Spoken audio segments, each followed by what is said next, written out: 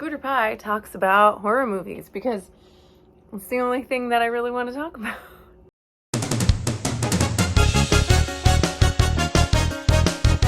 Well, hello there. This is a poorly lit Scooter Pie from the future. Just saying gentle spoiler warnings for all of the movies that I talk about. These. I think I only talk about the end of one, but just in case, go watch them first. What I decided to do for this year, for 2023, is subgenres, topics, years, movie styles, things like that. And I put them in this hat. And every day I shake it, and I pick one, and I watch a movie that fits that description. So I was going to tell you about the movies that I have watched so far. Today is, I don't even know, the 19th. It's October 19th. So we have a while to go. The first one I picked was Werewolf. I've just learned that werewolf is a hard word to say. So I picked Ginger Snaps, which is about two Canadian teens in apparently sucky town in Canada. And what happens when one of the girls gets her first period and then becomes a werewolf. I like movies that have to do with the horror of periods because it can be horrific.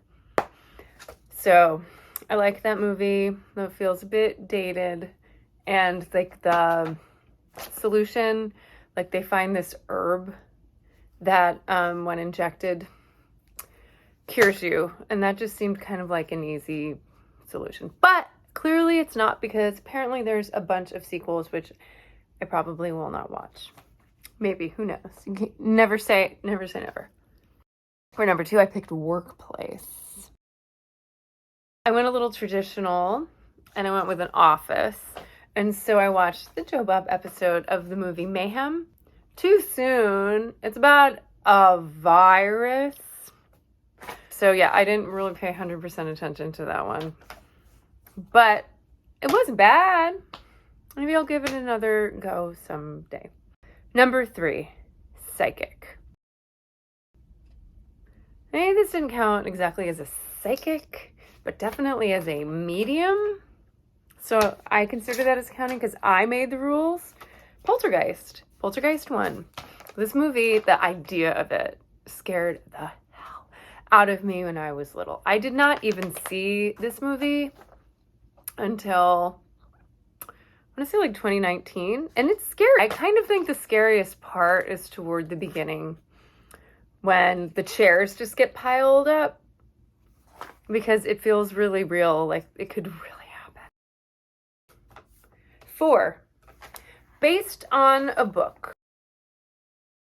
Okay, so this was a big, wide choice. I chose Rosemary's Baby. My lesson from Rosemary's Baby is don't date or marry an actor or an aspiring actor, because they will be selfish and do anything for a role and make poor choices that affect you badly. Also, when you're moving, check who your neighbors are, or maybe don't hang out with them. Number 5, Zombie. I picked the movie Zombie. Zombie versus shark. Who wins? Number 6. I described this concept as a force taking people over that was not supernatural or like a demon. Movie Teeth. I liked it. I really do wish that vaginas were equipped with voluntary teeth, because I feel that that is the only way that vagina havers would actually feel safe. Number 7, an independent movie. I went with a classique independent horror movie that was very successful, the original Blair Witch Project from 1999. It feels real because it's so boring. Like a lot of it feels like real interactions among the three filmmakers. They're just like arguing, but it just feels like they did a really good job. Number 8, Haunted House. The Beyond is great. It's Lucio Fulci, so there's a really intense like eye, because you know it's the eye thing. It's always the eye things. Number 9, Supernatural. I made that like a loose category. It's 1990s. Popcorn. This movie is great. Here's what I like about Popcorn. It's cheesy, but it's a movie about these college film students, and they're pretentious, and to raise money, they have a 24-hour horror movie film festival, and they have these fake horror movies, and they show parts from it. The whole movie is basically like a William Castle homage. So it's really good. Number 10, A Cabin in the Woods. So I watched The Strangers, which I didn't even know really was, I guess it's a horror movie. It's a creepy home invasion movie. I'm gonna admit I didn't finish watching this one, so eventually I'll go back and watch it, but I just had more fun picking the movies than watching some of them. 12, comedy horror.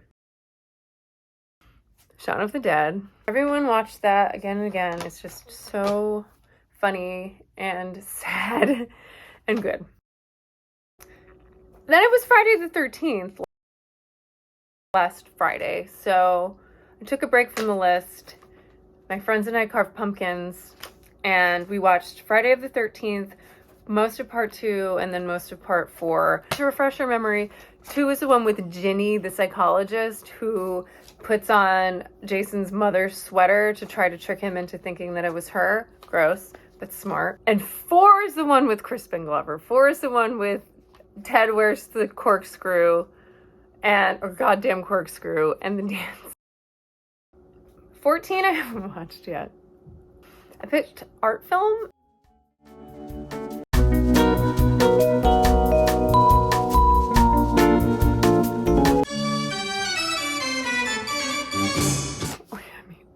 Very easily could have picked anything else. 15, major movie.